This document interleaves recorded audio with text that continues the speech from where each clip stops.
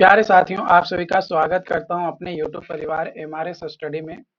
तो डियर, यहाँ पे आज की इस वीडियोस में हम लोग जो है बात करने वाले हैं एक अपडेट, जो कि आपको पता है यहाँ पे कि हम लोग जो है जियो टेक्निकल इंजीनियरिंग का लेक्चर जो है देख रहे थे। तो इसमें आपका 7वां लेक्चर्स आपका जो है होने वाला है।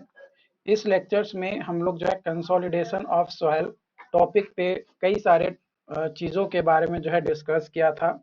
अलग अलग थ्योरेटिकल और एनालिटिकल इक्वेशंस, फॉर्मूले वगैरह जो है हम लोगों ने देखा। उसके बाद कई सारे क्वेश्चंस भी जो है हम लोगों ने प्रैक्टिस किया।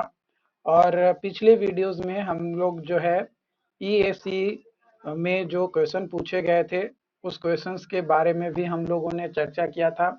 इसके अलावा और भी सेमेस्टर ओरिएंटेड जो क्वेश्चंस होते हैं आपके कंसोलिडेशन ऑफ सॉइल से, वो भी हमने देखा। इसके अलावा गेट में जो क्वेश्चन पूछा जाता है उससे टॉपिक जो रिलेटेड था, वो भी जो है हम लोगों ने यहाँ पे क्या क्या क्वेश्चंस देखे। और भी कई सारे क्वेश्चंस हैं जो कि हम लोग यहाँ पे डिस्कस करेंगे। तो वन बाय वन हम लोग जो है पूरा अंत तक देखने वाले हैं। तो प्लीज अपने दोस्तों के साथ इस सेशंस को शेयर जरूर किया कीजिए, क्योंकि जब तक आप दोस्तों के साथ सेशन को शेयर नहीं करिएगा, आप कैसे पता चलेगा कि कितने लोग देखें। और जितना ज्यादा से ज्यादा लोग जुड़ेंगे मुझे भी अच्छा लगेगा। तो चलिए, आज का क्वेश्चन यहाँ पे दिया गया है। क्वेश्चन बोला जा रहा है कि if del P is increment of pressure on a normally consolidated saturated soil mass पे जो इंक्रीज हो रहा है आपका प्रेशर में, वो डेल पी है। As per Terzaghi theories at instant of application of pressure increment, Terzaghi theory के अनुसार when T is equal to 0, what is the pore pressure developed in soil mass। तो सॉइल मास में टरजागी theory के अनुसार अगर T is equal to 0 है तो जो अप्लीकेशंस होगा प्रेशर इंक्रीमेंट का, वो क्या होगा, वो जो है आपको यहाँ पे बताना है। तो ये जो है आपका डेल पी इक्वल होगा change in pore water pressure, है ना, या जो वाटर में आपका आ रहा है उस समय, है ना। तो ये दोनों क्या हो जाएगा, बराबर ही होगा, क्योंकि एक ग्राफ मैंने बताया था यहाँ पे, है ना, ये रेक्टेंगल और ये भी रेक्टेंगल। और यहाँ पे जो चेंज इन इफेक्टिव स्ट्रेस था, ये क्या था आपका, जीरो था। कहाँ पे, टी इज इक्वल टू 0 पे। तो यहाँ पे चेंज इन प्रेशर था, और या सिग्मा आप कह सकते हो। और यहाँ पे change in pore water pressure था आपका। तो ये आपका था जो कि यहाँ पे चेंज इन सिग्मा के बराबर आपका ये वैल्यू था, जो कि मैंने ग्राफ में आपको बताया था। तो यहाँ पे ऑप्शन नंबर क्या हो जाएगा, सी जो हो जाएगा वो आपका सही उत्तर हो जाएगा।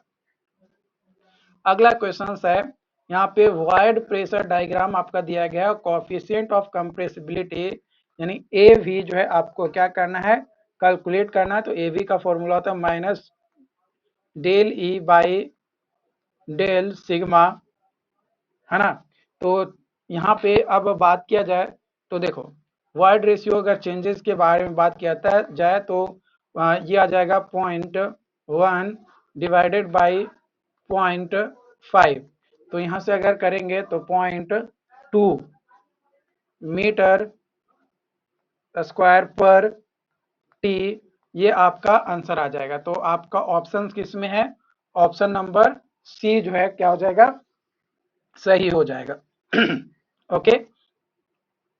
अब यहाँ पे लिस्ट 1 में टर्म दिया गया है और लिस्ट 2 में डिफिनेशन दिया गया है। तो यहाँ पे कंप्रेशन इंडेक्स यानी सीसी, कंप्रेशन इंडेक्स का डिफिनेशन क्या होता है। तो कंप्रेशन इंडेक्स का डिफिनेशन होता है slope of void ratio versus log P curve, जो वैल्यू देता है, यानी change in void ratio divided by change in log P यानी चेंज इन प्रेशर। तो ये जो आपका है, इसका जो स्लोप होता है वो आपका जो है क्या, इसका वैल्यू देता है सी का, यानी कंप्रेशन इंडेक्स का। ठीक। उसके बाद हो गया कोफिशिएंट ऑफ वॉल्यूम चेंज यानी एम भी, तो एम भी का अगर बात किया जाए तो एम भी का फॉर्मूला क्या होता है? एम भी का फॉर्मूला होता है change in volume divided by total volume, यहाँ पे माइनस लगाएंगे, और चेंज इन स्ट्रेस या प्रेशर। ठीक, तो इसके अनुसार अगर बात किया जाए तो आपका किसके साथ टर्म मैच करेगा?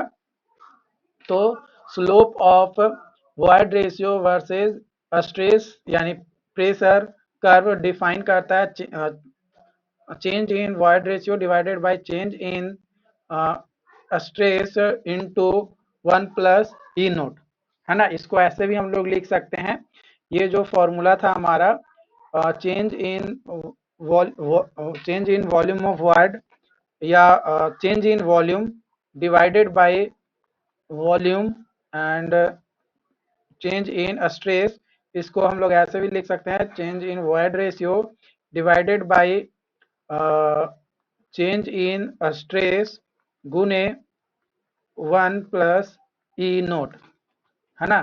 ये फॉर्मूला भी आपका जो है होता है, तो यहाँ पे 1 हो जाएगा, यानी ए का क्या हुआ? ए का 2 हुआ और बी का क्या हो गया?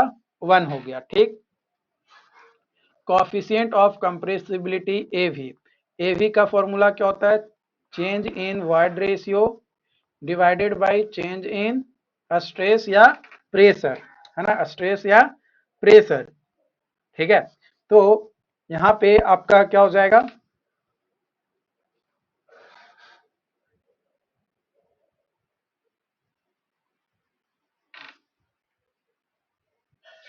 ऑप्शन नंबर यहाँ पे 4 पॉइंट है, slope of void ratio versus stress curve defined change in void ratio by change in pressure यानी स्ट्रेस। तो यहाँ पे अगर ये हो जाएगा यानी सी का आपका क्या हो जाएगा? 4 हो जाएगा। सी का क्या आपका हो जाएगा? सी का आपका यहाँ पे 4 हो जाएगा। ठीक, और लास्ट टर्म है आपका coefficient of consolidation CV, coefficient of consolidation CV. तो कोफिशिएंट ऑफ कंसोलिडेशन सीवी का अगर फॉर्मूला के बारे में बात किया जाए तो K by gamma W M V, ये फॉर्मूला जो है आपका होता है, जहां पे हम लोग ये भी कहते हैं कि सी वी डायरेक्टली प्रोपोर्शनल है के, है ना। सी वी जो है डायरेक्टली प्रोपोर्शनल है के। तो यहाँ पे आपका कौन सा बच गया? तो ये थर्ड हो गया, तो डी का आपका क्या हो गया? 3। तो इसके अनुसार अगर बात किया जाए, यहाँ पे कोड में देखें तो कोड के अनुसार ऑप्शन नंबर अगर मैच किया जाए, है ना, ऑप्शन नंबर अगर मैच किया जाए तो वो हो जाएगा option number A is the right answer. Okay, अगला क्वेश्चन है आपका यहाँ पे 37 नंबर, a clay layer 3 metre deep is sandwiched by a previous material, है ना। प्रीवियस मटेरियल में सैंडविच आपका जो है बन रहा है। The soil reaches 90% consolidation in 3 years, 3 साल में 90% कंसोलिडेशन होता है।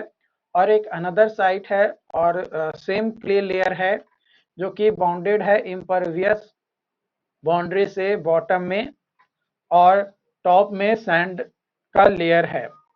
तो what is the time taken by this layer to reach 90% settlement, है ना। सेम सेटलमेंट है तो T V is equal to क्या होगा? कांस्टेंट हो जाएगा। तो T V is equal to constant हो जाएगा, तो T A divided by T B is equal to D A divided by D B का होल स्क्वायर, ये करेंगे, है ना। तो यहाँ पे 3 साल टाइम दिया गया है टीए, और जो सैंडविच है मतलब दोनों टू ड्रेनेज है, टू वे ड्रेनेज है। तो जब टू वे ड्रेनेज होता है तो वहां पे क्या हो जाएगा? यानी डी ए, है ना, डी ए क्या हो जाएगा? डी ए हो जाएगा एच बाई 2, यानी एच है 3 मीटर, तो 3/2 करेंगे, यानी 1.5 मीटर जो है आपका हो जाएगा। ठीक है, 1.5 मीटर आपका यहाँ पे हो जाएगा। अब डी बी करेंगे, है ना, यहाँ पे हम लोग जो है क्या करेंगे, डी वी लिखेंगे। तो डी बी करेंगे, तो ये वन वे ड्रेनेज है। क्यों वन वे ड्रेनेज है? वो इसलिए वन वे ड्रेनेज है क्योंकि नीचे में हार्ड स्ट्रेटा है और ऊपर में सैंड का लेयर है। तो सैंड कैसा वर्क करेगा? परवियस मटेरियल के तौर पे वर्क करेगा। तो जो ड्रेनेज होगा वो यानी एक्सेस पोर वाटर प्रेशर जो होगा वो ऊपर से आपका निकलेगा। तो जब ऊपर से ये आपका निकलेगा तो ये आपका हो जाएगा यहाँ पे। ठीक है, तो ये यहाँ पे dv जो है h के बराबर होगा। तो h कितना है? 3 मीटर आपका हो जाएगा। तो TA जो है 3 दिया गया है, TB जो है निकालना है, और DA जो है 1.5 यानी 3/2 इंटू एच का स्क्वायर, है ना, डिवाइडेड बाई आपका यहाँ पे एच का स्क्वायर हो जाएगा। तो ये एच का स्क्वायर से ये एच का स्क्वायर कट जाएगा, है ना। तो यहाँ पे आपका आ जाएगा T V is equal to, cross multiply करेंगे तो यहाँ पे आ जाएगा 4×3=12, है ना, 4×3 डिवाइडेड बाई 9। ठीक,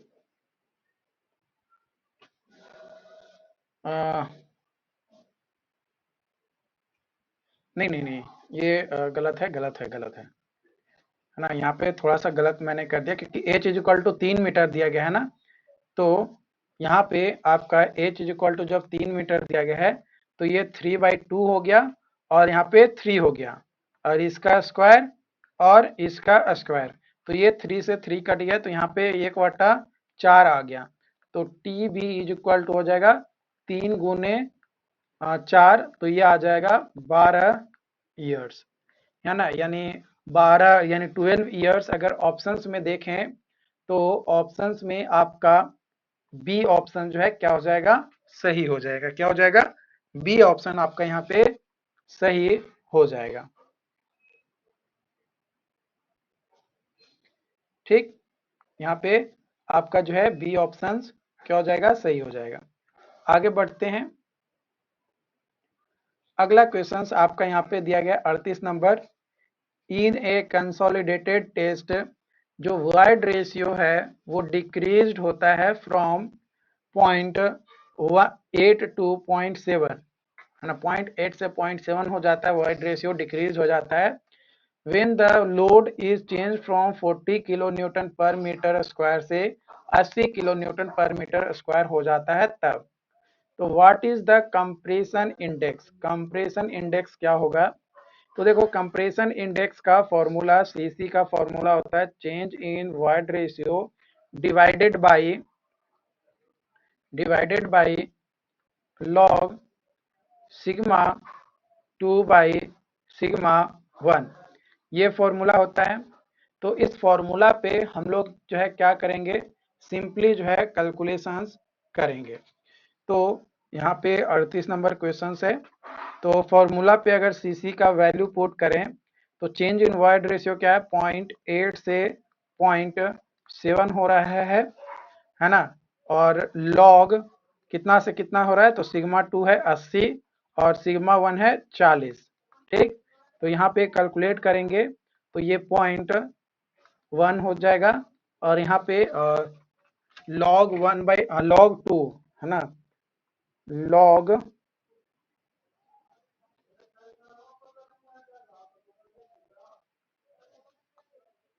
log 2 अगर बात किया जाए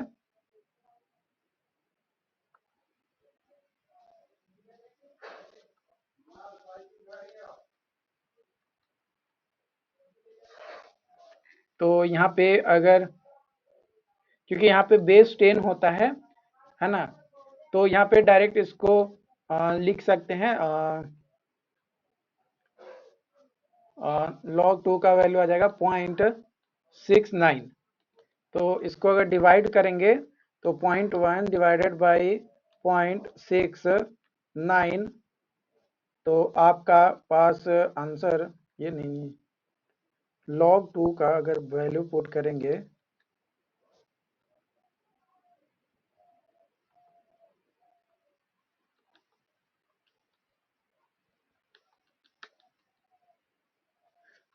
यहाँ पे 0.30 होगा, है ना। यहाँ पे आपका log 2 का वैल्यू कितना हो जाएगा, 0.30 आएगा। तो इसको डिवाइड करेंगे तो 0.33 आपका आ जाएगा, है ना।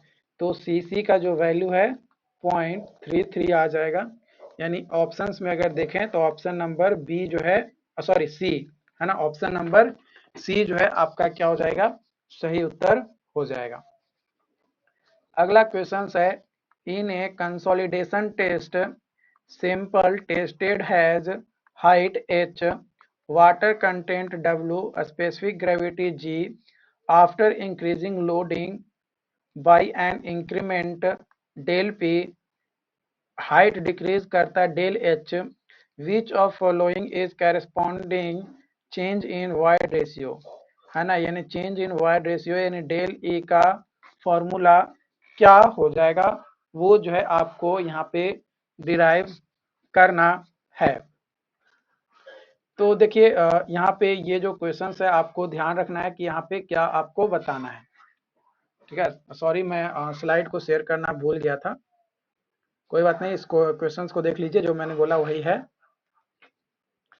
तो यहाँ पे हम लोग 39 नंबर क्वेश्चंस को सॉल्व करेंगे और देखेंगे। तो हम लोग जानते हैं कि del H by H is equal to change in void ratio divided by 1 plus E या ई नोट आपका होता है ना। लेकिन जब कंसोलिडेशन टेस्ट करते हैं तो सैंपल को हम लोग सैचुरेटेड अगर लेकर चल रहे हैं, यानी if S is equal to 1 लेकर चल रहे हैं, तो E S equal to W G आपका हो जाएगा। तो यहाँ से ई इज इक्वल टू क्या आ जाएगा, डब्लू जी, ये जो है हमारा डिराइव हो जाएगा। ठीक, तो यहाँ पे change in void ratio is equal to आ जाएगा change in height by actual height into 1 plus E naught या ई, है ना, 1 प्लस ई या ई नोट। तो इसको हम लोग कैसे लिख सकते हैं, इसको हम लोग ऐसे लिख सकते हैं कि change in height by actual height into 1 plus W G, है ना। तो ये हमारा किस ऑप्शंस में दिया गया है, तो इसको अगर ऑप्शंस में देखें तो हमारा ऑप्शन नंबर बी जो है वो सही हो जाएगा। ऑप्शन नंबर बी जो है क्या हो जाएगा, सही उत्तर हो जाएगा। तो इस तरीके का क्वेश्चन आपको जो है पूछा जाता है।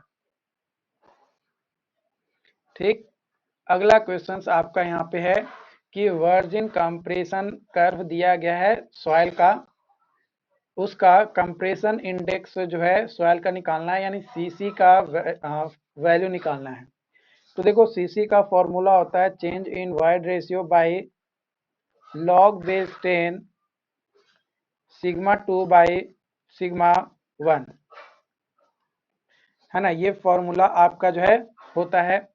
तो यहाँ पे अगर सीसी का लिखें तो चेंज इन वाइड कितना हो रहा है, 1.3 minus 1 divided by log base 10, sigma 2 का वैल्यू है 100, सिग्मा 1 का है 10। ठीक, तो यहाँ पे आपका कैलकुलेट करेंगे तो 0.3 और लॉग बेस 10 आ जाएगा। ठीक, तो यहाँ पे अगर बात किया जाए आपका, तो और सिंप्लीफाई करें तो 0.3 डिवाइडेड बाई लॉग 10 का वैल्यू 1 होता है ना, तो यहाँ पे सीसी का वैल्यू क्या हो जाएगा, 0.3 आ जाएगा। क्या आ जाएगा, 0.3 आ जाएगा। तो जब 0.3 आएगा तो यहाँ पे ऑप्शंस में देखेंगे तो option number A is the right answer. क्या हो जाएगा, ऑप्शन नंबर ए जो है आपका सही उत्तर हो जाएगा। ओके, अगली क्वेश्चंस की ओर बढ़ते हैं। और अगला क्वेश्चन यहाँ पे 41 नंबर है। इसमें बोला गया है कि स्टेटमेंट को कंसीडर करना है और कौन कौन सा स्टेटमेंट सही है या कौन सा स्टेटमेंट गलत है, मतलब ये बताना है। तो पहला पॉइंट स्टेटमेंट दिया गया है कि coefficient of consolidation normally increase करता है जैसे जैसे डिक्रीज करते हैं लिक्विड लिमिट ऑफ क्ले का। तो ये स्टेटमेंट बिल्कुल सही है ना, यह स्टेटमेंट आपका बिल्कुल सही है। दूसरा है larger the value of coefficient of consolidation longer it takes for full consolidation to occur. नहीं भाई, ये स्टेटमेंट जो है गलत है। तो हमें करेक्ट स्टेटमेंट फाइंड आउट करना है ना। तो सिर्फ और सिर्फ स्टेटमेंट 1 ही क्या है, सही है ना, सिर्फ स्टेटमेंट 1 है सही, यानी option A is the right answer. अगला क्वेश्चन है, during consolidation of clay layer if instead of a double drainage is allowed at a single phase only, तो जो रेट ऑफ कंप्रेशन होगा वो क्या होगा, है ना। यहाँ पे आपका क्या था, during consolidation of clay layer if instead of double drainage, है ना, यहाँ पे डबल ड्रेनेज दिया गया है ना। लेकिन डबल ड्रेनेज के जगह पे अगर हम लोग सिंगल ड्रेनेज रख दें, है ना, सिर्फ ऊपर में ही ड्रेनेज हो, तो जो रेट ऑफ कंप्रेशन होगा वो क्या हो जाएगा, है ना। तो आपको पता है ना, यहाँ पे formula T A by T B is equal to D A by D B का होल स्क्वायर।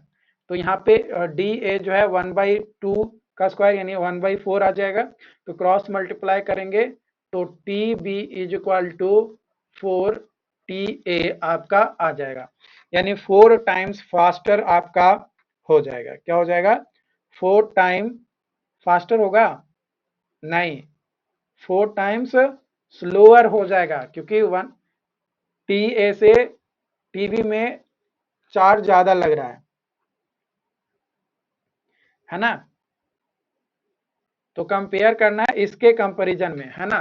तो टी ए के कंपैरिजन में बात किया जाए तो टी बी में जो टाइम लगेगा वो 1/4 यानी 4 टाइम्स क्या हो जाएगा, स्लोअर हो जाएगा।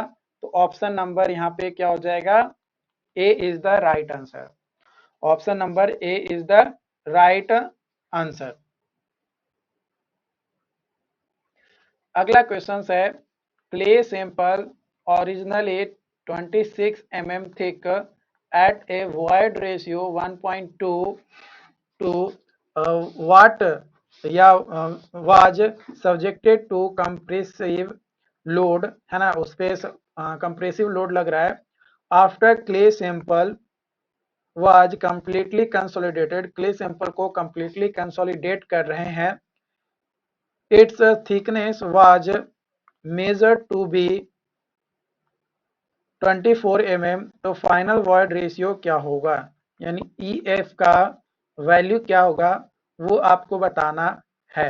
यहाँ पे वॉइड रेशियो यानी इनिशियल वॉइड रेशियो आपका 1.22 दिया गया है और ओरिजिनल थिकनेस यानी एच का वैल्यू जो है 26 mm आपका जो है दिया गया है। कंप्रेसिव लोड लगाया गया और कंप्रेसिव लोड लगाने के बाद जो थिकनेस हो गया वो यानी एच फाइनल मेजर किया जा रहा है 24 mm और ये एच नोट हो गया। तो आपको जो है E F is equal to क्या होगा, वो जो है आपको यहाँ पे क्या करना है, कैलकुलेट करना है। तो जब ई एफ आपको कैलकुलेट करना है तो ई एफ को कैलकुलेट करने के लिए हम लोग क्या फॉर्मूला यूज करेंगे, तो हम लोग 43 नंबर क्वेश्चन में फॉर्मूला सबसे पहले डेल एच निकालेंगे। तो del H is equal to क्या होगा आपका H naught minus H F, यानी 26 माइनस 24 यानी 2 mm आपका जो है चेंज इन हाइट आया, यानी हाइट में चेंजेस कितना आया वो 2 mm का आपका आया। ठीक, कितना आया 2 mm का आया। तो हम लोग जानते हैं कि del H by H equal to change in void ratio divided by 1 plus E naught या ई आएगा। तो यहाँ पे डेल एच क्या हो गया 2 हो गया और एच कितना हो गया 26 हो गया, is equal to change in void ratio E F minus E naught आपका दिया गया 1.22 जो है आपका दिया गया है ना। यहाँ पे आप माइनस साइन ले लीजिएगा, ठीक, क्योंकि चेंजेस हो रहा है, और 1 प्लस 1.22, तो यहाँ से ये कट जाएगा तो ये 13 हो जाएगा। तो E F is equal to यहाँ पे आपका आ जाएगा 1.049 है ना, जो कि अप्रोक्सीमेटली आपका 1.05 आपका आ जाएगा। ये कैसे आया, तो इसको जो है आप क्या करिएगा यहाँ से क्रॉस मल्टीप्लाई कीजिएगा और इधर मल्टीप्लाई कीजिएगा, तो ये आपका आ जाएगा माइनस 13 ई एफ प्लस 13 गुने 1.22 डिवाइडेड बाई 2.22, ठीक। तो ये आ जाएगा, इसको क्रॉस मल्टीप्लाई करेंगे तो बहुत सारी चीज़ें कटेगा और उसके बाद जो फाइनल वैल्यू आएगा फाइनल वॉइड रेशियो का वो आपका ये आ जाएगा, ठीक। तो इसके अनुसार अगर ऑप्शंस को देखें तो options D is the right answer. क्या हो जाएगा, ऑप्शन डी जो है आपका सही उत्तर हो जाएगा, ठीक। अगला क्वेश्चन है आपका यहाँ पे, ये 4 मीटर थिक लेयर है, एक 4 मीटर थिक लेयर है of saturated clay drained at both faces settles by 10 centimeter in 1 year if a thin layer of pervious soil is introduced in middle of this layer. What will be the period during the settlement of 10 centimeter will be completely। यहाँ पे बोला क्या जा रहा है कि एक saturated clay है जिसका थिकनेस कितना है आपका 1 मीटर दिया गया है, यानी एच का वैल्यू 1 मीटर जो है आपका दिया गया है ना। मैंने T A is equal to 1 year दिया गया है ना, और 1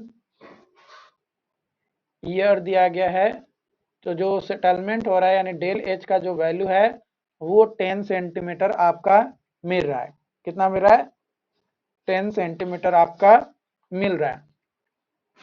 तो इतना ही सेटलमेंट के लिए आपका T V is equal to क्या हो जाएगा है ना, T V is equal to क्या हो जाएगा वो आपको बताना है।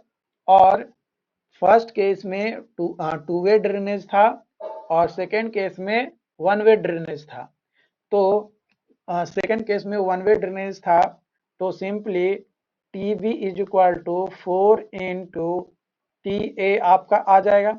तो 4 इंटू टी ए आ जाएगा, तो 4 इंटू 1 यानी 4 ईयर्स आपका यहाँ पे आ जाएगा। फर्स्ट केस में आपका टू वे ड्रेनेज था ना, हाँ, फर्स्ट केस में आपका टू वे ड्रेनेज था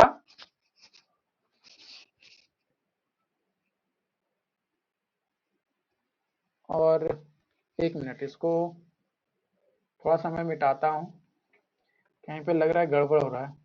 ऐसे ऑप्शंस तो आ रहे हैं लेकिन एक बार फिर से मैं चेकआउट कर लेता हूँ इसको।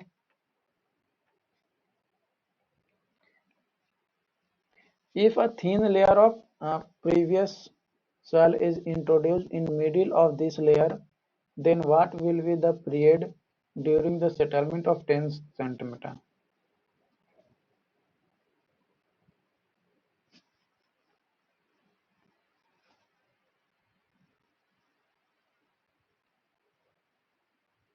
हाँ, ये ऐसे नहीं, ऐसे ये कंडीशन आपका यहाँ पे हो रहा है ना, थोड़ा सा गलत हो गया था।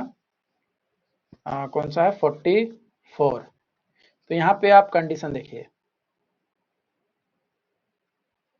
यहाँ पे आपका सैंड है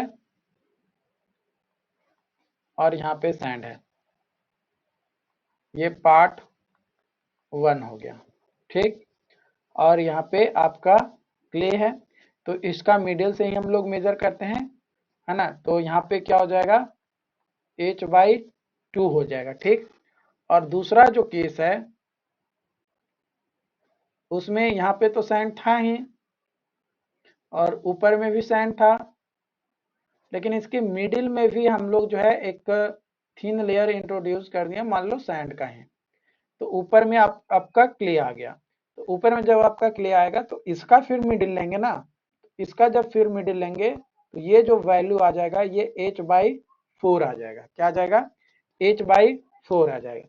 तो उस कंडीशन में TA/TV का जो वैल्यू है वो 1/2 डिवाइडेड बाई 1/4, तो ये कट जाएगा 2, तो ये आ जाएगा 4, है ना, क्योंकि यहाँ पे इसका स्क्वायर था।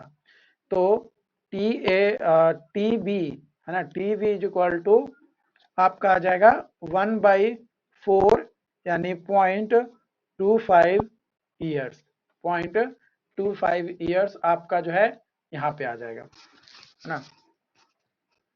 ये आपका जो है कंडीशन हो जाएगा।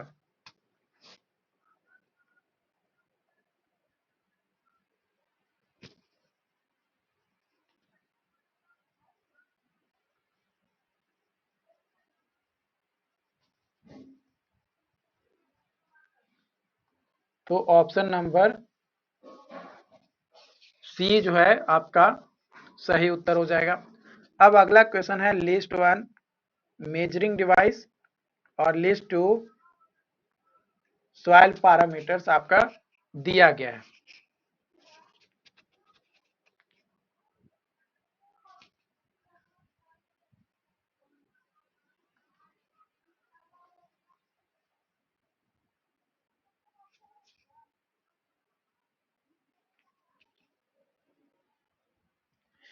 तो जो पिक्नोमीटर है ना, पिक्नोमीटर का यूज किया जाता है स्पेसिफिक ग्रेविटी को मेजर करने के लिए, है ना। पिक्नोमीटर का यूज किया जाता है स्पेसिफिक ग्रेविटी को मेजर करने के लिए। हाइड्रोमीटर का यूज किया जाता है आपका पार्टिकल साइज एनालिसिस के लिए। ओएडोमीटर का जो है यूज किया जाता है कंप्रेसिबिलिटी को चेक करने के लिए, और परमियोमीटर का यूज किया जाता है परमिएबिलिटी के लिए। तो इस तरीके से अगर कोड के अनुसार अगर हम लोग यहाँ पे चलें तो यहाँ पे आपका ऑप्शन नंबर डी ये आपका सही उत्तर हो जाएगा। ओके, अगला क्वेश्चन है, असर्शन दिया गया है कि at the same void ratio desiccated clay is stronger than saturated clay, और रीजन दिया गया है desiccations impart induces pre compressive force in soil structure. तो यहाँ पे जो रीजन है ऑफ प्री कंसोलिडेशन का is dissociation of clay deposit during drying due to rise in temperature, tension develops in pore water, pore water और effective stress increase करता है। लेकिन जैसे ही आपका डिसिकेशंस आपका होता है ना, जैसे ही आपका डिसिकेशंस होता है, सॉइल जो है remains pre consolidated and after hence desiccated clay is stronger than saturated clay, है ना। सैचुरेटेड क्ले के आपका होता है। तो यहाँ पे जो असर्शंस है वो भी आपका सही है और जो रीजंस है वो भी आपका सही दिया गया है ना। असर्शन जो है वो भी सही दिया गया है और रीजंस भी आपका सही दिया गया है।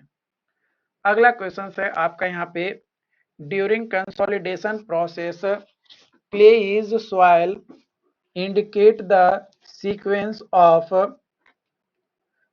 occurrence of the following events in the order from first to last, है ना। इसका ऑर्डर को जो है क्या करना है, अरेंज करना है। तो drainage of water from pores of soil ये पहले होगा, है ना। इसके बाद आपका जो है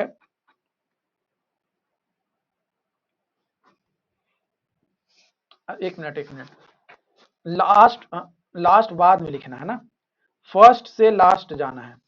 तो load being taken by the pore water, है ना, सबसे पहले पोर वाटर के द्वारा लिया जाएगा। उसके बाद load taken up by the soil grain, तो ये भी आपका नहीं होगा, ये भी नहीं होगा। तो ये आपका यहाँ चला जाएगा और ड्रेनेज होगा आपका पोर वाटर का। और जब पोर वाटर का ड्रेनेज होगा तेन फिर जो है सॉइल ग्रेन आपका लेगा। तो इस अनुसार से अगर बात किया जाए तो ऑप्शन नंबर सी जो है आपका क्या हो जाएगा, सही उत्तर हो जाएगा। क्या हो जाएगा, option number C is the right answer. Again question है, if instead of single drainage the number of drainage phase is increased into corresponding soil, the rate of compression will be। तो देखो, अगर डबल ड्रेनेज से single drainage आ रहा था तो slower हो रहा था 4 टाइम्स। तो जब सिंगल ड्रेनेज से डबल ड्रेनेज जाएगा तो 4 टाइम्स क्या हो जाएगा, फास्टर हो जाएगा, है ना। रेसिप्रोकल ही तो है, तो 4 टाइम्स यहाँ पे क्या हो जाएगा, फास्टर हो जाएगा। अगला क्वेश्चन है, settlement due to creep in soil contingent on. जो सेटलमेंट होता है due to creep in soil is contingent on, किस पे वो आपका होता है, तो सेकेंडरी कंसोलिडेशन में आपका होता है, जो कि प्लास्टिक रीएडजस्टमेंट आपका देखने को मिलता है किसमें, तो सॉइल में। तो वो हमारा जो है सेकेंडरी कंसोलिडेशन हो गया। अगला क्वेश्चन है, assertions in non cohesive soil settlement occurs immediately after application of load. और रीजन दिया गया है कि settlement is attributed to volume change caused by lateral yielding or shear strain occurring in the soil। तो देखो, इन non cohesive soil जो immediate settlement होता है वो आकर होता है almost intermediate, almost immediately after the load impose, जैसे ही लोड जो है इम्पोज होता है ना। तो आपका असर्शन तो सही है भाई, ठीक। Mainly as a result of expulsion of pore water, जिसके कारण से जो पोर वाटर होता है वो क्या होता है, बाहर निकल जाता है जब इमीडिएट अप्लाई किया जाता है लोड का, और सेटलमेंट देखने को मिलता है नॉन कोहेसिव सॉइल में तब। दस जो लैटरल एल्डिंग और जो शियर स्ट्रेन होगा are the reason for immediate settlement of clay soil, volume of soil also reduce. जो वॉल्यूम ऑफ सॉइल है वो आपका रिड्यूस हो जाता है, यानी काउज हो जाता है। तो डेफिनेटली ये आपका रीजन भी सही है ना। तो असर्शंस भी आपका सही है और रीजन भी आपका सही है, ये भी सही है और ये भी सही है, दोनों आपका सही है। ओके, अगला क्वेश्चन है आपका यहाँ पे, consider consider the following statement. Following statement आपको क्या करना है, कंसीडर करना है। तो जब फॉलोइंग स्टेटमेंट को कंसीडर करना है तो पहला स्टेटमेंट दिया गया है कि mathematically speaking the time taken for 100% consolidation is infinite. तो क्या यह स्टेटमेंट सही है, तो according to Terzaghi one dimensional consolidation theory के अनुसार जो टी वी होता है वो होता है C V T by D square होता है, जहां पे C V is equal to होता है K into 1 plus E naught divided by A V gamma W. ठीक, ये आपका जो है होता है सीवी का। तो यहाँ पे जो फर्स्ट स्टेटमेंट आपका दिया गया है ये बिल्कुल सही है। The time factor for particular average degree of consolidation depends upon the distribution of initial excess hydrostatic pressure, ये स्टेटमेंट भी सही है। Secondary consolidation obeys Terzaghi one dimensional consolidation theory, बिल्कुल ये ओबे करता है ना। ये आपका ओबे करता है, ऐसा नहीं है कि नहीं पालन करता है, करता है, लेकिन ज्यादा नहीं करता है। तो नहीं, ये आपका गलत है ना। कई सारे लोग इसको करेंगे, तो नहीं, ये आपका सेकेंडरी कंसोलिडेशन जो है ये आपका ओबे नहीं करता है। तो यहाँ पे स्टेटमेंट 1 और 2 क्या हो जाएगा, सही हो जाएगा। स्टेटमेंट 1 और 2 जो है सिर्फ क्या हो जाएगा, सही होगा। ओके,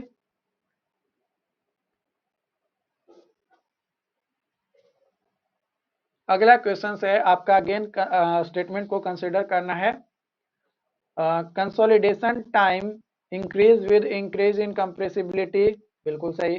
कंसोलिडेशन टाइम जो है इंक्रीज करेगा with increase, consolidation time decrease with increase in permeability, बिल्कुल सही। ठीक, और consolidation time is depend on the magnitude of stress. तो यहाँ पे आपका ये भी स्टेटमेंट आपका क्या है, सही है। तो यहाँ पे तीनों ही स्टेटमेंट क्या है, 1 2 3 तीनों ही स्टेटमेंट क्या हो जाएगा, सही हो जाएगा। अगला क्वेश्चन है आपका, यहाँ पे कंसीडर करना है फॉलोइंग स्टेटमेंट को, है ना। यहाँ पे फॉलोइंग स्टेटमेंट को कंसीडर करना है और आपको जो है स्टेटमेंट को पढ़ना है। एक बार स्टेटमेंट पढ़िए और उसका जो है जवाब देने की कोशिश कीजिए।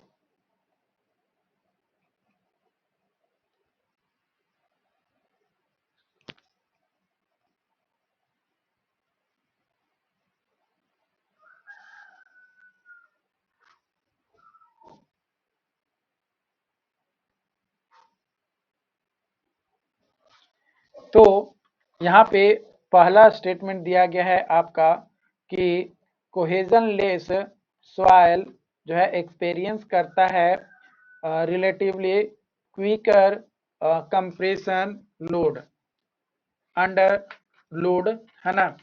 तो यहाँ पे फर्स्ट स्टेटमेंट जो है वो बिल्कुल सही है। और दूसरा स्टेटमेंट है आपका, clay compacted dry of optimum compression more rapidly, ये स्टेटमेंट भी आपका सही है। Clays compacted wet of optimum consolidate more under low stress range, ये स्टेटमेंट भी आपका जो है सही है। तो यहाँ पे अगर ऑप्शंस के अनुसार अगर बात किया जाए तो यहाँ पे तीनों ही ऑप्शंस क्या है आपका सही उत्तर हो जाएगा, है ना। तीनों ही उत्तर जो है सही हो जाएगा। अगला क्वेश्चन है, अगेन स्टेटमेंट को कंसीडर करना है। यहाँ पे बताना है कि जो maximum possible over consolidation ratio होता है, यानी ओ सी आर जो वैल्यू होता है is for normally consolidated soil is unity, एक होता है क्या। तो बिल्कुल यह स्टेटमेंट सही है। Compressibility of filled deposit is slightly greater than that of shown by a laboratory sample. Laboratory sample के कंपैरिजन में फील्ड में जो कंप्रेसिबिलिटी होता है वो ज़्यादा देखने को मिलता है। बिल्कुल ये स्टेटमेंट भी आपका जो है क्या है, सही है। उसके बाद अगला क्वेश्चन है, in Terzaghi theory of one dimensional consolidation only a hydrostatic hydrodynamic lag is considerable where plastic lag is ignored. तो बिल्कुल यह स्टेटमेंट भी आपका सही है। तो ऑप्शन तीनों स्टेटमेंट जो है यहाँ पे सही है, यानी ऑप्शन नंबर ए जो है आपका क्या हो जाएगा, सही उत्तर आपका हो जाएगा।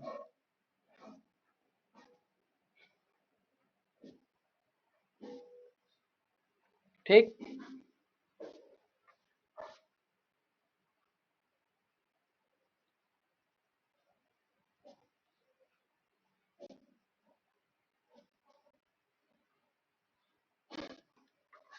अगला क्वेश्चन आपका यहाँ पे दिया गया है कि compression index developed by Cassegrain is, है ना, जो कंप्रेशन इंडेक्स डेवलप किया जाता है कैसग्रेन के द्वारा, उसका सीसी का वैल्यू क्या होता है। तो सीसी का फॉर्मूला आपका कैसग्रेन के द्वारा जो दिया जाता है वो 0.009 इंटू लिक्विड लिमिट माइनस 10% आपका जो है होता है। ठीक है, ये किस केस में होता है, ये अनडिस्टर्ब्ड सॉइल में होता है, अनडिस्टर्ब्ड सॉइल के केस में आपका जो है देखने को मिलता है। ठीक है,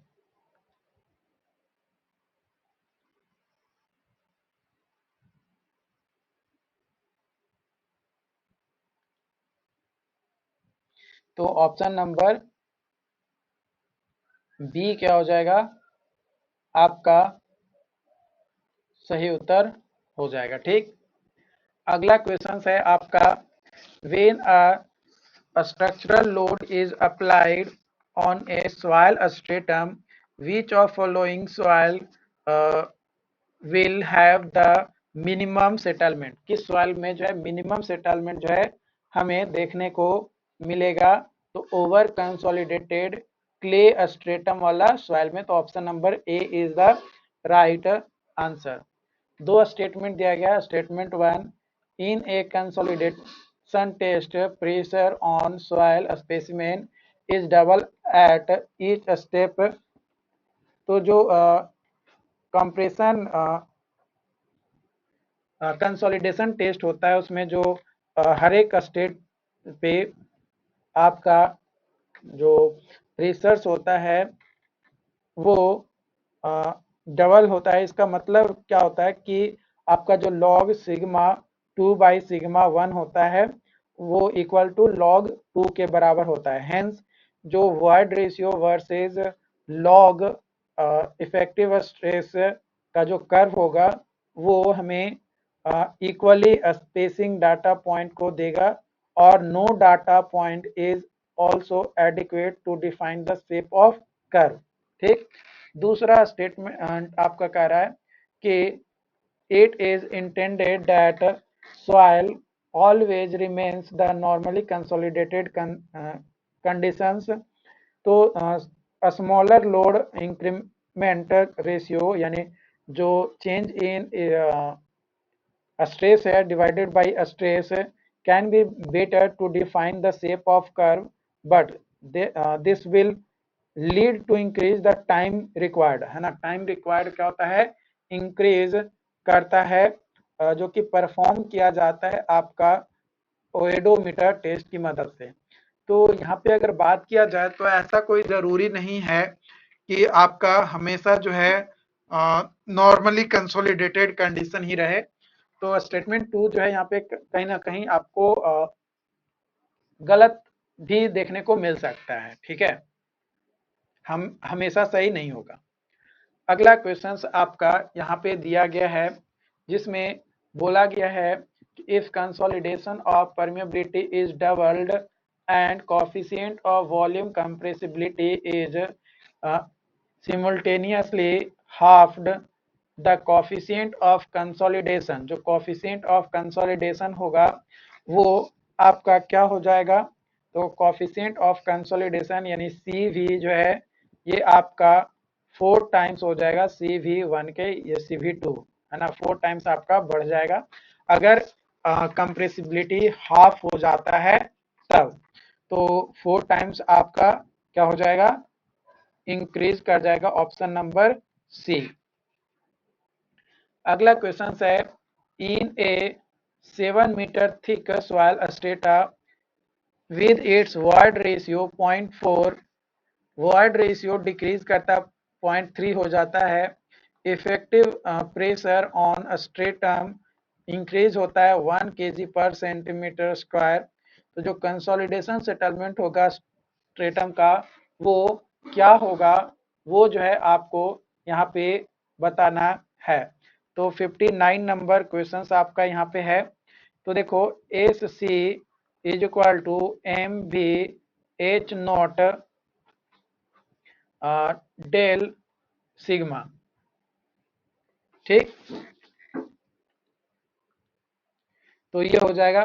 तो यहाँ पे एम भी जो है ये क्या हो जाएगा, change in void ratio divided by change in stress into 1 by 1 plus E naught into H naught into change in stress।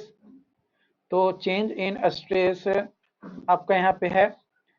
तो ऐसे इसको काट भी सकते हैं, चेंज इन स्ट्रेस से चेंज इन स्ट्रेस कट जाएगा क्योंकि सेम वैल्यू आपका रहने वाला है।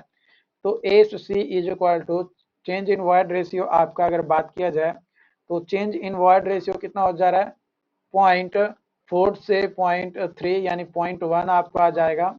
और आपका 1 प्लस 0.4 हो जाएगा गुने ये 700 आएगा। तो यहाँ पे आप कैलकुलेट कीजिएगा तो 50 सेंटीमीटर आपका आंसर आ जाएगा। तो 50 सेंटीमीटर आपका आंसर आ रहा है, यानी ऑप्शंस के अनुसार अगर बात किया जाए तो ऑप्शन नंबर बी जो है आपका क्या हो जाएगा, सही उत्तर हो जाएगा। क्या हो जाएगा, ऑप्शन नंबर बी। अगला क्वेश्चन है, अ फुटिंग 1 मीटर गुने 1 metre in size rest on surface of an infinite layer of soil. It is subjected to a load of 600 kilonewton.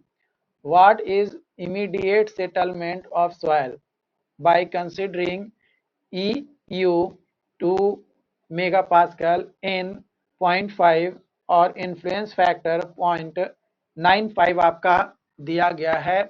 तो इमीडिएट सेटलमेंट क्या होगा वो जो है आपको बताना है। तो क्वेश्चन नंबर 60, तो S I is equal to Q B into 1 minus mu का square into I F divided by ई।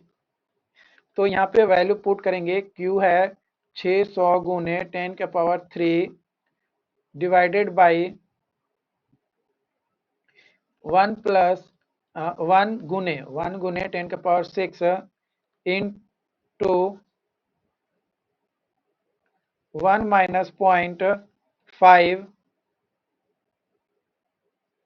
का स्क्वायर गुने 0.95 गुने 1000 डिवाइडेड बाई 2। तो यहाँ पे आप कैलकुलेट करेंगे इसको, तो 10 के पावर 6 है, तो ये आपका इधर से ये 3 और ये 3 और ये 6 कट जाएगा, और ये 2 से ये 300 आ जाएगा, है ना। तो 300 गुने 1 माइनस 0.25 है ना, 0.25 ये आ जाएगा गुने 0.95 0.95। तो इसका वैल्यू कैलकुलेट कीजिएगा तो आपका क्या आ जाएगा, कैलकुलेट कर लेते हैं। कितना है, 300 गुने 1 माइनस 0.25 गुने 0.95, तो इसका वैल्यू आ जाएगा 213.75 mm, है ना। ये आपका आंसर आ जाएगा।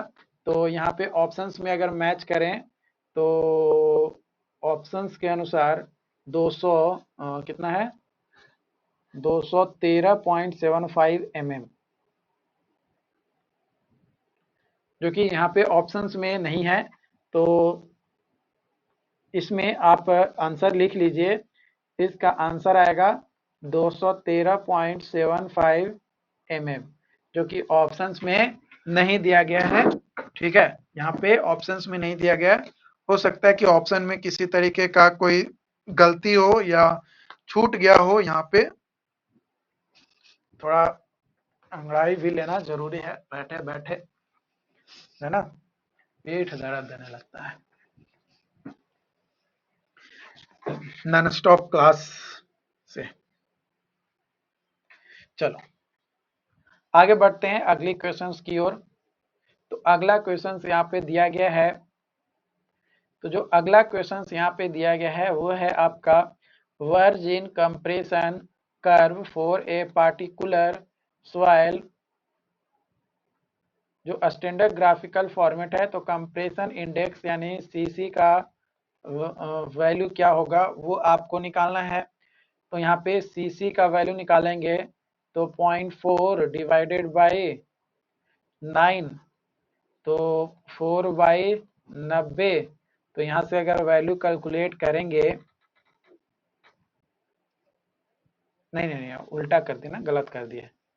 ये तो किसी और चीज का एवी का कंप्रेसिबिलिटी कोफिशिएंट ऑफ कंप्रेसिबिलिटी निकाल दिया। सीसी इज इक्वल टू होता है change in void ratio by log base 10 sigma 2 by sigma 1 का ये होता है ना।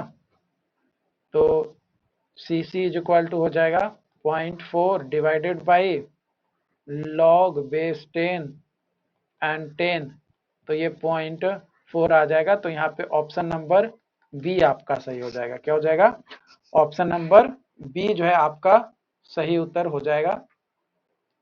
अगला स्टेटमेंट है कि permanent lowering of ground water table result settlement of foundation. दूसरा स्टेटमेंट है increase in effective stress does not result in settlement of strata. तो जो परमानेंट लोअरिंग होता है ग्राउंड वाटर टेबल का, उसके कारण से जो इफेक्टिव स्ट्रेस होता है वो इंक्रीज कर जाता है ना।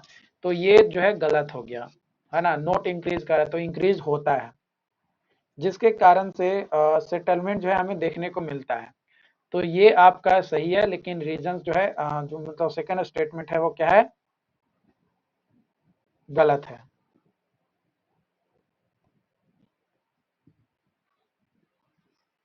ठीक है।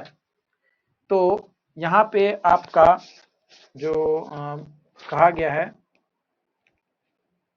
सेटलमेंट ग्राउंड वाटर लोअर होगा तो सेटलमेंट आपका होगा। तो ये तो स्टेटमेंट ठीक है।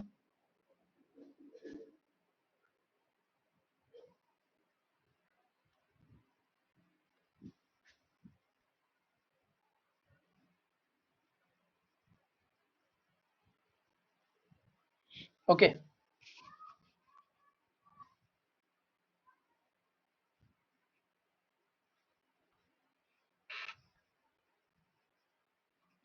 अगला क्वेश्चन है आपका the time taken to construct a building was from April 1992 to September 1993. In September 1996 average settlement जो है पाया जाता है 5.16 centimetre. If the what if the ultimate settlement estimate किया जाता है 25 सेंटीमीटर, देन सेटलमेंट जो है जनवरी 1997 में कितना हो जाएगा, वो जो है आपको यहाँ पे बताना है। तो देखो हम लोग जानते हैं कि 3.75 ईयर्स में आपका सेटलमेंट कितना हो रहा है, तो 5.16 सेंटीमीटर। कब से कब तक? तो 1992 से 1996 तक में,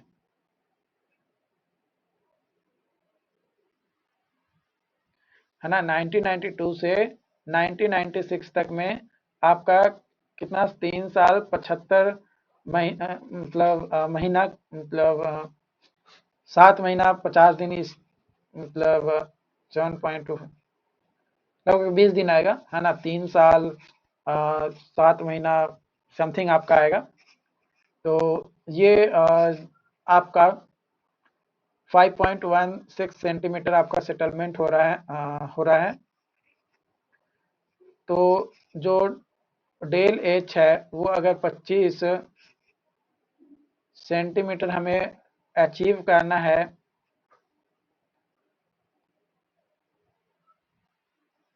then settlement in 1997 would be, तो 1997 में कितना सेटलमेंट आपका होगा जनवरी में। तो देखो यहाँ पे अगर हम लोग फॉर्मूला यूज करें तो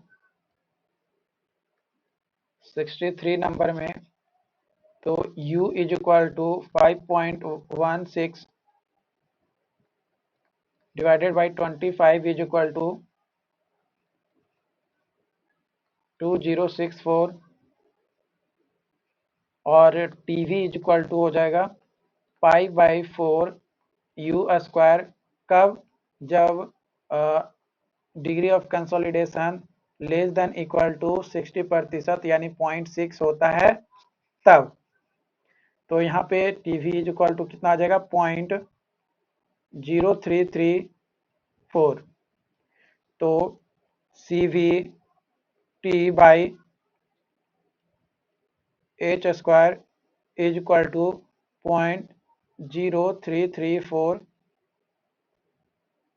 तो यहाँ से आपका C V by H is equal to H square is equal to 8.906 गुने 10⁻³ तो यहाँ पे settlement in January 1997, settlement in January 1997 T is equal to 4 years and 1 month आपका जो है यहाँ पे होगा। तो C V T by H is equal to T we होगा। तो C V T by H, तो हमारा सी वी बाई एच का वैल्यू जो है 8.906 गुने 10⁻³ और टी का वैल्यू दिया गया है 4 years। तो इसको डेसिमल में चेंज करेंगे तो 4.083 इज इक्वल टू ये टीवी आ जाएगा। तो टीवी का जो वैल्यू है वो आपका कितना आ जाएगा 36.36 गुने 10⁻³ तो ये टीवी आ जाएगा। तो TV is equal to degree of consolidation निकालेंगे, है ना। TV is equal to 5/4 U square से, तो यहाँ से आपका वैल्यू पुट करेंगे तो 36.36 गुने 10⁻³ is equal to 5/4 into u square. तो यहाँ से u इज इक्वल टू आ जाएगा 0.2151। ठीक, तो जब ये आ जाएगा तो del h is equal to आ जाएगा 0.2151 गुने h। तो h का जो वैल्यू है वो आपका दिया गया है क्वेश्चन में। h का वैल्यू आपका दिया गया है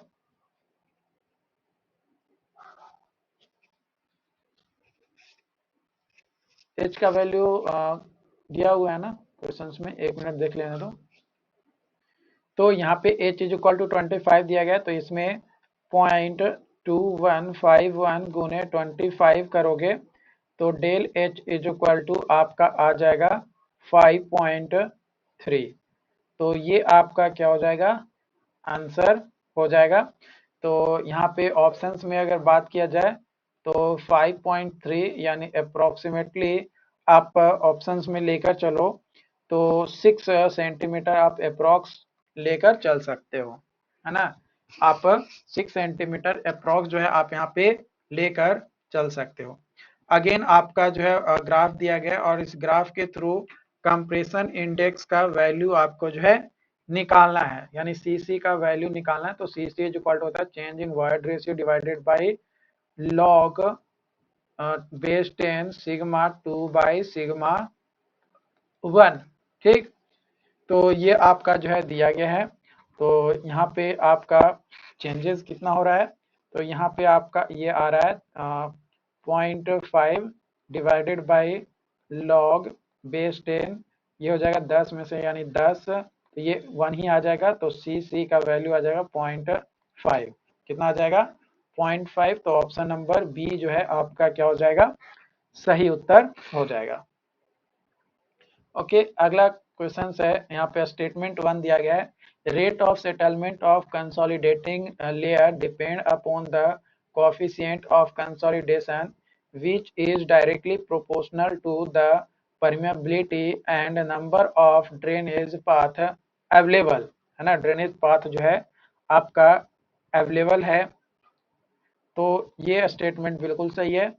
और the excess hydrostatic pore pressure is relieved fast in soil of higher permeability in turn depending on the number or drainage path available in the consolidating layer। ये भी स्टेटमेंट आपका सही है, तो दोनों स्टेटमेंट क्या है, सही है। ओके, अगला क्वेश्चन है, कंसीडर करना स्टेटमेंट को और बताना है आपका कि कौन सा सही है या कितने सही हैं। तो यहाँ पे बोला जा रहा है कि secondary consolidation follow Terzaghi one consolidation theory of consolidation, तो नहीं भाई ये गलत है। Consolidation is a function of total stress, ये भी गलत है। Even after complete dissipation of excess pore pressure the soil undergoes a little more consolidation, यह स्टेटमेंट सही है। तो यहाँ पे आप बात किया जाए तो only statement 3 is the right, है ना, ओनली स्टेटमेंट 3 इज राइट। अगला क्वेश्चन है, यहाँ पे कंसीडर करना है स्टेटमेंट को और बताना है कि कौन सा स्टेटमेंट सही है और कौन सा स्टेटमेंट गलत है। तो इमीडिएट सेटलमेंट, है ना, immediate settlement takes place as soon load is placed, बिल्कुल सही है। Secondary settlement is significant in the case of organic soil, ये भी सही है। और secondary settlement is estimated based on void ratio versus time graph for a particular load under consolidation, ये statement भी सही है। तो यहाँ पे अगर बात किया जाए तो स्टेटमेंट 1 2 3 यानी तीनों स्टेटमेंट सही है, ऑप्शन नंबर बी। ठीक, अगला क्वेश्चन आपका दिया गया, फर्स्ट स्टेटमेंट दिया गया। फर्स्ट स्टेटमेंट आपका कह रहा है कि जो कंसोलिडेशन है ना, जो कंसोलिडेशन है आपका वो वह प्रोसेस है जिसमें एक्सपल्सन होता है पोर वाटर का by applying steady load for a long time के लिए। तो बिल्कुल ये स्टेटमेंट आपका सही है भाई, है ना। और volume change occur immediately after the action of load in case of consolidation test, obviously जैसे ही लोड लगाते हैं वॉल्यूम में चेंजेस जो है देखने को मिलता है, तो ये स्टेटमेंट भी सही है। तो दोनों स्टेटमेंट आपका सही है। अगला क्वेश्चन है 69 number, theory of consolidation predict settlement due to primary consolidation, it cannot include settlement due to initial compression nor due to secondary consolidation. This happens because following assumption made by developing in theory, है ना, जब theory develop किया जाता है तो कौन कौन सा स्टेटमेंट करेक्ट है वो बताना है। तो soil grains and water is incompressible, सही है। soil is fully saturated, सही है। compression takes place in vertical direction only, सही है। time lag in consolidation is entirely due to low permeability of soil, ये भी सही है। तो स्टेटमेंट 1 2 3 4, तो option number D is the right answer. Okay, अगला क्वेश्चन आपका यहाँ पे दिया गया, कंसीडर करना स्टेटमेंट को बताना है कि कौन कौन सा स्टेटमेंट सही है या कौन से गलत है। तो सेकेंडरी कंसोलिडेशन रिजल्ट टू पर prolonged dissipation of excess hydrostatic pressure, तो नहीं भाई ये गलत है। Primary consolidation happens under expulsion of both air and water from voids in early stage, बिल्कुल सही स्टेटमेंट है। Initial consolidation in the case of fully saturated soil is mainly due to compression of solids particles, तो ये भी statement सही है। Primary consolidation happens more quickly in coarse grain soil than a fine grain soil, यह statement गलत है। तो यहाँ पे स्टेटमेंट अगर बात किया जाए तो 3 और 4 यानी option number C is the right answer. अगला क्वेश्चन है settlement due to secondary compression is predominant in. जो सेटलमेंट होता है ड्यू टू सेकेंडरी कंप्रेशन वो किस में प्रीडोमिनेंट आपका होता है? तो ऑर्गेनिक क्ले में। किसमें? ऑर्गेनिक क्ले में आपका प्रीडोमिनेंट आपका होता है। अगला क्वेश्चन है आपका a bed consist of compressible clay जिसका 4 मीटर थिकनेस है with pervious sand on top and impervious rock at bottom. In consolidation test on a undisturbed specimen of clay from this deposit 90% settlement was reached in 4 hours. The specimen was 20 mm thick. The time for building founded over this deposit to reach 90% of it's final settlement will be, है ना। तो यहाँ पे आपका बोल रहा है कि जो थिकनेस है यानी एच का जो वैल्यू है वो 4 मीटर आपका दिया गया है। तो 4 मीटर आपका थिकनेस का वैल्यू दिया गया है। कंसोलिडेशन कितना हो रहा है? यू का वैल्यू जो है 0.9 यानी 90% आपका है हो रहा है ना। और 90% कंसोलिडेशन कितने टाइम में हो रहा है? तो T A is equal to 4 hours में आपका हो रहा है। ठीक है, 4 आवर्स में हो रहा है। अनडिस्टर्ब्ड सैंपल है और इम्परवियस आपका बॉटम में यानी वन वे ड्रेनेज है। ठीक है, वन वे ड्रेनेज वाला कंडीशन है। इस तरीके से ऊपर से पानी जो है जा रहा है और बॉटम में जो है आपका क्या है? इम्परवियस है यानी हार्ड स्टेट आपका अवेलेबल है। ठीक है, तो उस केस में अगर हम लोग यहाँ पे सॉल्यूशन करें क्वेश्चन नंबर 72 का,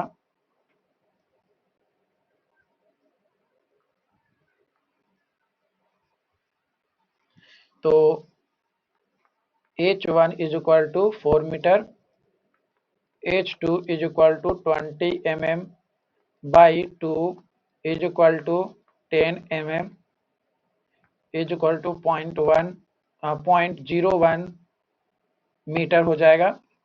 और T2 जो है वो 4 आवर्स आपका दिया गया है। ठीक,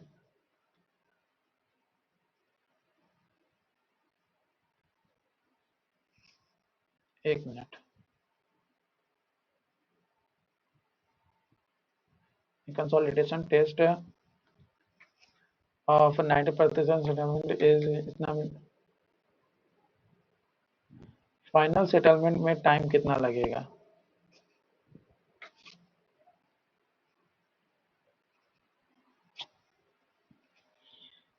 तो यहाँ पे हम लोग जानते हैं कि T1 बाई H1 का square is equal to T2 by H2 का स्क्वायर। तो यहाँ पे T1 बाई H1 का स्क्वायर यानी 4 का स्क्वायर इज इक्वल टू यहाँ पे 4 डिवाइडेड बाई 0.01 का स्क्वायर।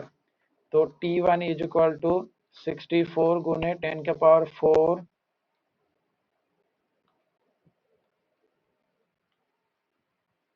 10 के पावर 4 आवर्स। तो यहाँ पे अगर इसको ईयर्स में कन्वर्ट करें तो T1 इज इक्वल टू 64 गुने 10 के पावर 4 डिवाइडेड बाई 365 गुने 24, तो ये आ जाएगा 73 ईयर्स। कितना आ जाएगा? 73 ईयर्स यानी 73 साल आपका जो है यहाँ पे आ जाएगा।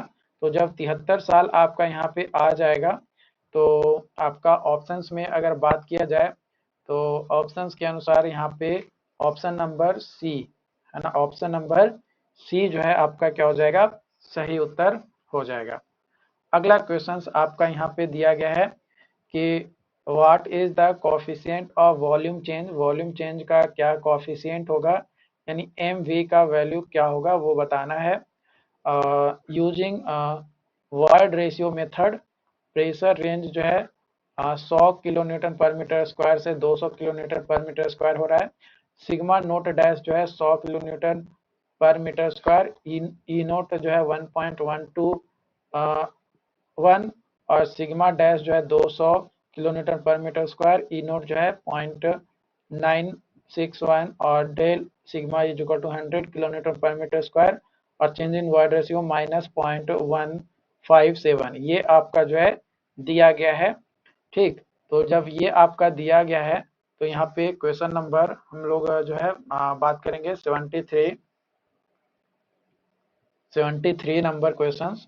तो 73 नंबर क्वेश्चंस में आपका चेंज इन वॉइड रेशियो कितना आ जाए -0.157 और चेंज इन स्ट्रेस आपका दिया गया है 100 किलो न्यूटन पर मीटर स्क्वायर यानी 0.1 मेगा न्यूटन पर मीटर स्क्वायर और ई नोट इज इक्वल टू आपका दिया गया 1.121 आपका दिया गया है। तो एम भी इज इक्वल टू फॉर्मूला होता है A V by 1 plus E note. ठीक है, तो change in void ratio divided by change in stress गुने 1 प्लस ई नोट। तो यहाँ पे पुट करेंगे तो एम भी इज इक्वल टू आ जाएगा -0.151 डिवाइडेड बाय 1.157 डिवाइडेड बाय आपका स्ट्रेस है 0.1 गुने 1/1 प्लस 1.121। ठीक, तो यहाँ पे आपका वैल्यू आ जाएगा इसका 0.74 मीटर स्क्वायर पर मेगा न्यूटन। तो ये आपका जो है इस तरीके से ये आपका आंसर आ जाएगा। तो यहाँ पे आपका ऑप्शंस के अनुसार अगर बात किया जाए तो ऑप्शंस के अनुसार option number D is the right answer, है ना। ऑप्शन नंबर डी जो है आपका यहाँ पे क्या हो जाएगा, सही उत्तर हो जाएगा। तो इस तरीके से जो है आपको क्या करना है, बनाना है। ठीक, तो डियर अपने दोस्तों के साथ इस सेशन को ज़रूर शेयर कीजिए, क्योंकि जब तक आप इसे शेयर नहीं कीजिएगा हमें कैसे पता चलेगा कि आप क्या कर रहे हैं क्या नहीं कर रहे हैं। तो आपके लिए बहुत ही ज़्यादा ये बेनिफिशियल होने वाला है। शेयर ज़रूर कीजिएगा अपने दोस्तों के साथ और चैनल पे पहली बार आ रहे हैं तो चैनल को सब्सक्राइब कर लीजिएगा ताकि इसी तरीके का और भी वीडियोस का अपडेट जो है आपको मिल सके। जब आपको वीडियोस मिलती है तो मुझे अच्छा लगता है, जब आप उसे देखते हैं और मुझे अप्रिशिएट करते हैं तो मुझे भी अच्छा लगता है कि नहीं चलो आप लोग जो है मेहनत कर रहे हो और कहीं ना कहीं आपको जो है इसका बेनिफिट्स जो है देखने को मिल रहा है। तो ये बेनिफिट से हमें अच्छा लगता है और आपके लिए और बेहतर और सही तरीके से करने की पूरी कोशिश हमारी रहती है कि आप लोगों के लिए और सही से सही काम किया जा सके। और अपने दोस्तों के साथ इसे शेयर ज़रूर कीजिए ताकि उन्हें भी पता चल सके। और मिलते हैं आज के सेशन में, इतना ही। Thank you.